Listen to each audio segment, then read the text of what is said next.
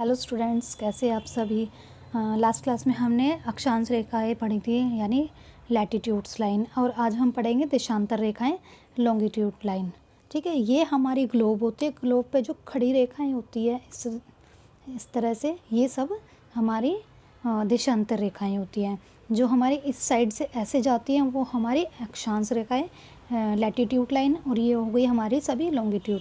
हमारा जो ग्लोब है 23.5 डिग्री ये झुका हुआ है, तो इसलिए ये थोड़ा तिरछा रहता है। तो ये हमारा उत्तरी ध्रुव, यहाँ पर ये हमारा दक्षिणी ध्रुव, ये भूमध्य रेखा या विषुवत रेखा। फिर यहीं से 0 से ऊपर नीचे जाते हैं उत्तरी गोलार्ध, दक्षिणी गोलार्ध। तो हम स्टार्ट करते हैं देशांतर रेखाएं किसे कहते हैं।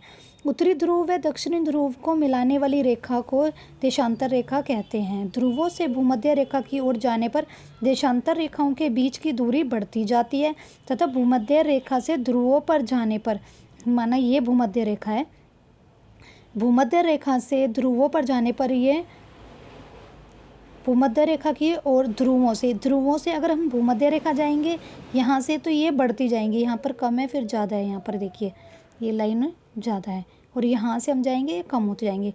ध्रुवों से भूमध्य रेखा की ओर जाने पर देशांतर रेखाओं के बीच की दूरी बढ़ती जाती है तथा भूमध्य रेखा से ध्रुवों पर जाने पर देशांतर रेखाओं के बीच की दूरी कम होती जाती है। ये ध्रुवें 0 डिग्री पर होती हैं।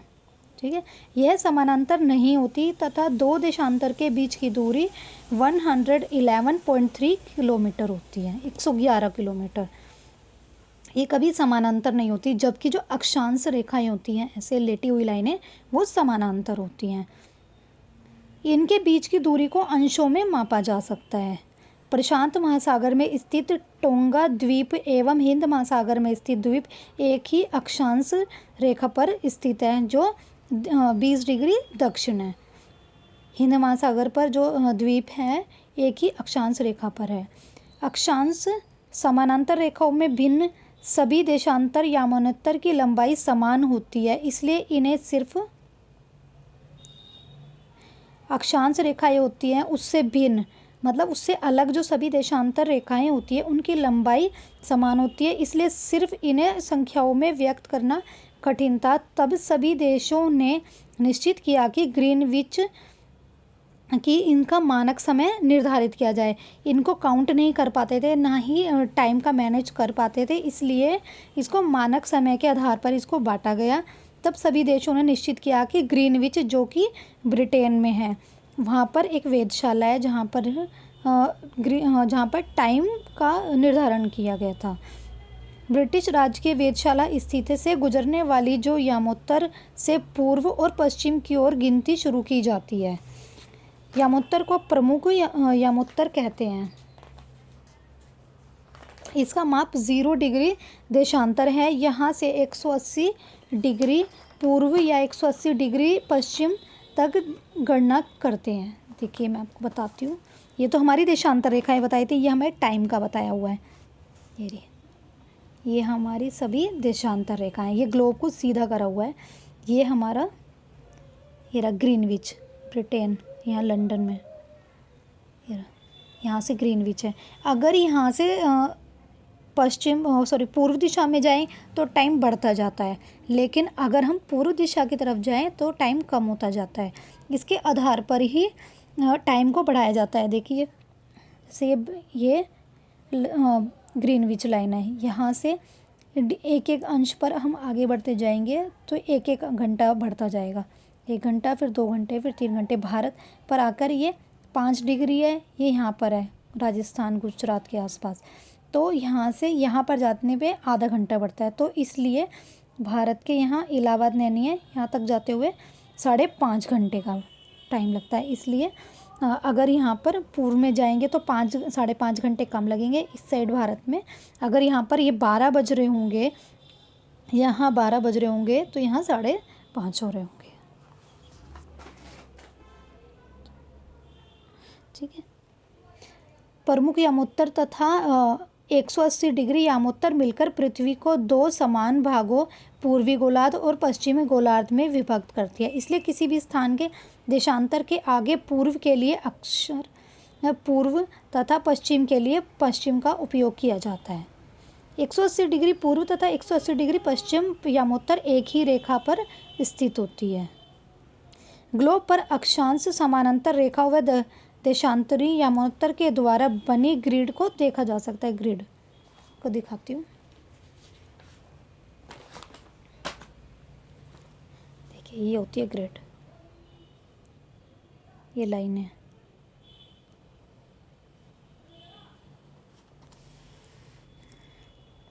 ग्लोब पर जो अक्षांश रेखाएं और देशांतर रेखाएं हैं वो ग्रिड को, उनको लाइनों को हम देख सकते हैं। असम में धुबरी जो 26 डिग्री उत्तर और अक्षांश में है तथा 90 डिग्री पूर्व देशांतर पर स्थित है। असम, देखिए असम भारत के, ये हमारा भारत है, असम इस साइड पड़ जाएगा, ठीक है। तो असम में धुबरी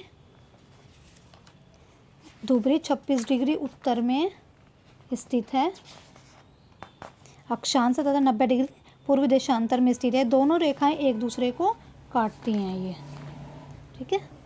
तो एक दूसरे को काटती हैं 180 डिग्री दोनों को जोड़ा जाए तो 360 डिग्री देशांतर है। देख रहे हैं असम ये रहा,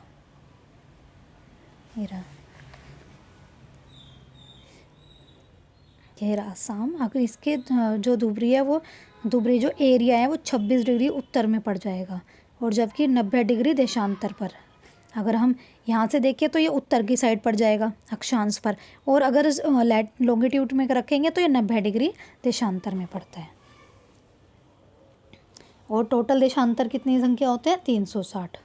देशांतर और समय का, सूर्य को मापने का सबसे अच्छा साधन पृथ्वी, चंद्रमा एवं ग्रहों की गति होती है। सूर्य उदय व सूर्यास्त प्रतिदिन होते हैं, अतः स्वाभाविक ही है कि यह पूरे विश्व में समय निर्धारण का सबसे अच्छा साधन है। स्थानीय समय का अनुमान सूर्य के द्वारा बनने वाली परछाई से लगाया जा सकता है, जो दोपहर में सबसे छोटी तथा सूर्योदय तथा सूर्यास्त के दोपहर में सबसे छोटी होती है हमारी परछाई, और सूर्योदय और सूर्यास्त के समय सबसे लंबी होती है। उसके आधार पर ही हम टाइम को पहले बताया जाता था, लेकिन टाइम एक्यूरेट टाइम ना पता चलने के कारण हम फिर इसको टाइम मैनेज किया गया इसका। फिर ये ब्रिटेन के लंदन के ग्रीनविच पर से वेधशाला है, वहाँ से स्टार्ट किया गया। ग्रीनविच पर स्थित प्रमुख यामोत्तर पर सूर्य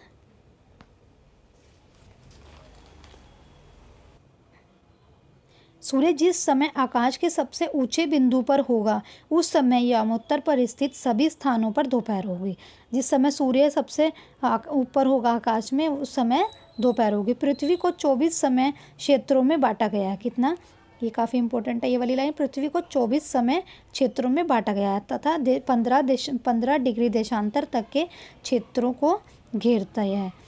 पृथ्वी पश्चिम से पूर्व दिशा की ओर चक्कर लगाती है, अतः वे स्थान जो ग्रीनविच के पूर्व में है उनका ग्रीनविच समय से आगे होगा, जो पश्चिम में है उनका समय पीछे होगा। मैंने बताया था जैसे ये वाला लंदन में था, यहाँ से हम पूर्व दिशा में जाएंगे तो टाइम बढ़ता जाएगा, लेकिन अगर हम पश्चिम में जाएंगे टाइम घटता जाएगा। पृथ्वी लगभग 24 घंटे में अपने अक्ष पर 360 डिग्री घूमती है, अर्थात वह 1 घंटे में 15 डिग्री व 4 मिनट में 1 डिग्री घूमती है। इस प्रकार जब ग्रीनविच में दोपहर के 12 बजे होंगे तब ग्रीनविच में 15 डिग्री पूर्व में समय 15 × 4 = 60 मिनट, अर्थात ग्रीनविच के समय में 1 घंटे आगे, तब वहाँ 1 बजा होगा। लेकिन ग्रीनविच में 15 डिग्री पश्चिम का समय ग्रीनविच समय में 1 घंटा पीछे होता है, यानी वहाँ सुबह 11 बजे होंगे। इसी प्रकार जब ग्रीनविच पर दोपहर के 12 बजे होंगे उस समय 180 डिग्री पर मध्य रात्रि होगी। यानी कि ये टाइम का बता रखा है कि जहाँ पर कितने डिग्री का वो पृथ्वी घूमती है उसी आधार पर ही इसको मापा जा सकता है, उसी आधार पर ही पता चलेगा, उसी आधार पे ही हमें पता चलेगा कि पृथ्वी का। देखिए ये हमारी ग्रीनविच लाइन है, यहाँ से एक एक अंश का इधर जाते जाएंगे तो उसी आधार पर टाइम बढ़ता जाएगा। लेकिन हम पीछे जाएंगे, जैसे संयुक्त अमेरिका है, यहाँ पर हमारा दिन रात का अंतर होता है। संयुक्त अमेरिका, USA, ग्रीनलैंड, ऐसे ही ऑस्ट्रेलिया है। यहाँ से ऑस्ट्रेलिया का टाइम भी काफ़ी लंबा हो जाता है। ऑस्ट्रेलिया में 10 घंटे का फ़र्क है, चीन में 8 घंटे का, भारत में 5.5 घंटे का। ठीक है। भारत की स्थिति 82 1.5 डिग्री पर होती है, यानी 82.5 डिग्री पर घूमती है, जिसके आधार पर इसका टाइम पीरियड 5.5 घंटे हो जाता है। ग्रीनविच में 12 होंगे तो भारत में 5:30 बज रहे होंगे। भारत की मानक रेखा कौन सी है? भारत की मानक रेखा इलाहाबाद नैनी से होती है, और उसी आधार पर हमारे भारत में टाइम को मैनेज किया जाता है। और भारत में गुजरात के द्वारका और असम के डिब्रूगढ़ में समय का अंतर 1 घंटा 45 मिनट का है। जो द्वारका गुजरात इस साइड पड़ जाता है, असम बिल्कुल लास्ट में। इन दोनों के टाइम पीरियड में 1.25-2 घंटे का अंतर पड़ जाता है, 1 घंटा 45 मिनट। रूस में 11 मानक समय को अपनाया गया है। तो आपको मेरी वीडियो अच्छी लगी तो उसको लाइक करें, शेयर करें, सब्सक्राइब करें, क्योंकि ये काफ़ी यूज़फुल है। इसे ज़्यादा से ज़्यादा शेयर करें सीटेट पेपर 2 के लिए। Thank you.